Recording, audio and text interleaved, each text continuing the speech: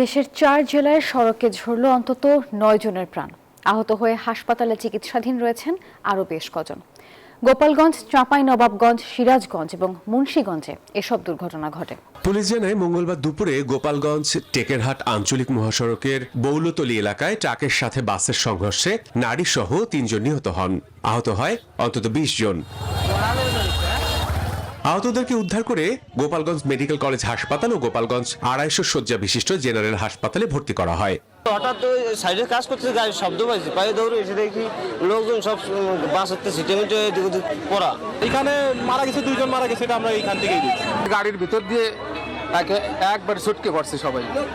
এদিকে চাঁপাইনবাবগঞ্জের শিবগঞ্জে একই সড়কে প্রায় ৮ ঘন্টার ব্যবধানে আলাদা দুটি সড়ক দুর্ঘটনায় ৪ জন নিহত হয়েছেন।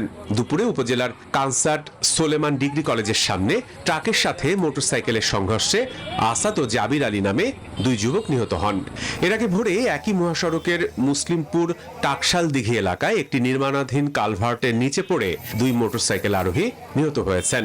নিহতরা হলেন আবু হায়াত ও হাবিবুর রহমান। এছাড়া সিরাজগঞ্জ ও মুন্সিগঞ্জে আলাদা সড়ক দুর্ঘটনায় 2 জন নিহত হয়েছেন। Desk report, news 24।